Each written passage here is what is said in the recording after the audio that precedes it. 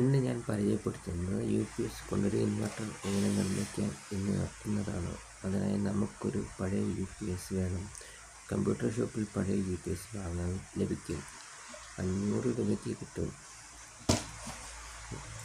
ഞാനിതിൽ ഒരു അഡീഷണലായിട്ട് cooling fan fit ചെയ്തിട്ടുണ്ട്. എന്തിനെന്ന് വെച്ചാൽ മദർ ബോർഡിലെ മോസ്ഫെറ്റിൻ്റെ ഹീറ്റിംഗ് കുറയ്ക്കാൻ വേണ്ടിയാണ് ഞാനിങ്ങനെ ചെയ്തത്. പിന്നെ നമുക്കൊരു പിന്നെ വേണ്ടത് ഒരു 14 വോൾട്ടും 5 ആമ്പിയറുമുള്ള ട്രാൻസ്ഫോമറാണ്. പിന്നെ വേണ്ടുന്നത് കാർ ബാറ്ററി 12 വോൾട്ടും 35 ആമ്പിയറുള്ളത്. പിന്നെ ഒരു പവർ സപ്ലൈ വേണം നമുക്ക് ഉപയോഗിക്കാനായിട്ട്. നമുക്ക് UPS ഒന്ന് ഓണാക്കി നോക്കാം. സപ്ലൈ കൊടുത്ത് പോസിറ്റീവ് നെഗറ്റീവ് മാറാതെ കൊടുത്തതിന് ശേഷം UPS ഓണായി ഇത് കാണാം. അതിനകത്ത്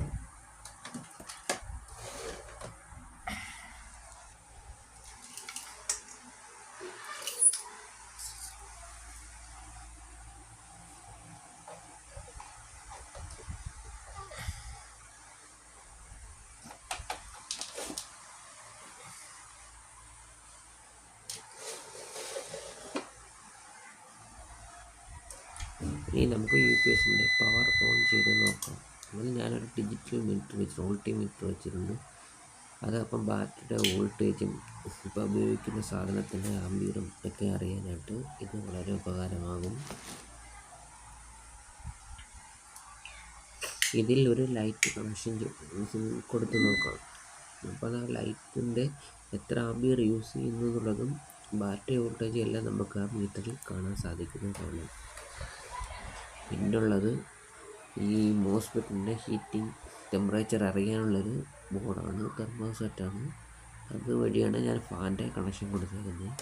മോസ്ഫെറ്റ് ഹീറ്റാവുന്നതനുസരിച്ച് ഇതിൽ ഓട്ടോമാറ്റിക്കായി ഫാൻ വർക്ക് ചെയ്യുന്നതാണ്. അതിലൂടെ മോസ്ഫെറ്റിൻ്റെ ടെമ്പറേച്ചർ കുറയ്ക്കാൻ സഹായിക്കും. ഇനി നമുക്കൊന്ന് UPS പവർ ചെയ്ത് നോക്കാം. സപ്ലൈ ലൈൻ കൊടുത്ത് നോക്കാം. അപ്പോൾ നമ്മുടെ ബാറ്ററിയിൽ ആമ്പിയർ ഉപയോഗിക്കുന്നത് ഡയറക്റ്റ് AC തന്നെ ലൈറ്റ് പ്രവർത്തിക്കുന്നതാണ്. നമുക്ക് വീണ്ടും പവർ ഓഫ് ചെയ്ത് നോക്കാം. അപ്പോൾ ബാറ്ററിയിൽ നിന്നും UPS പ്രവർത്തിക്കുന്നതായി കാണാം. ലൈറ്റിന് ആവശ്യമായ ആമ്പിയർ എത്ര യൂസ് ചെയ്തു എന്നുള്ളതൊക്കെ നമുക്ക് ആ മീറ്ററിൽ കാണാൻ സാധിക്കും. അതിനുശേഷം ബാറ്ററി ചാർജ് ചെയ്യുന്നത് എങ്ങനെയെന്ന് നമുക്ക് നോക്കാം. അതിനായി 14 വോൾട്ടിൻ്റെ ഒരു ട്രാൻസ്ഫോമർ 5 ആമ്പിയറിൻ്റെ വേണം നമുക്ക്.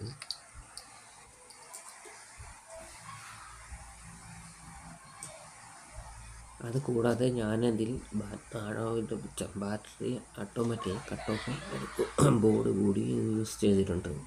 അതുകൊണ്ട് ബാറ്ററി ഫുൾ ചാർജ് തനിയെ കട്ടാവുന്നതാണ്. ചാർജ് ഫുള്ളാകുമ്പോൾ തനിയെ അഡാപ്റ്റർ കട്ടാവുന്നതാണ്. അതുവഴി നമുക്ക് ബാറ്ററിയുള്ള ഓവർ ചാർജിങ് ഒഴിവായി കിട്ടും. ബാറ്ററി ഫുള്ളാകുമ്പോൾ ഓട്ടോമാറ്റിക്കായി കട്ട് ഓഫ് ആകും.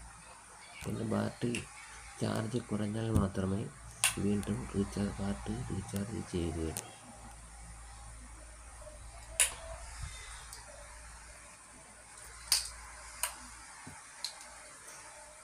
ഇതിൻ്റെ കണക്ഷൻ കൊടുക്കുന്നതിനുള്ളൊരു വീഡിയോ ഞാൻ അടുത്തൊരു വീഡിയോയിൽ ഫുള്ളായി ഉൾപ്പെടുത്താം. ഇപ്പോൾ തൽക്കാലം ഇവിടെ കാണിച്ചതേ ഉള്ളൂ.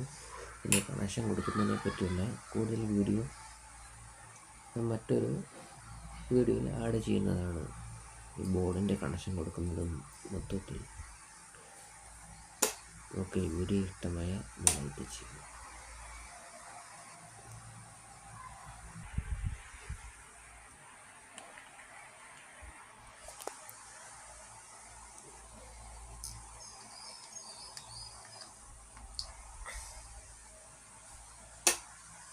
അടുത്ത വീഡിയോയിൽ കാണുന്നവരേക്കും ബൈ.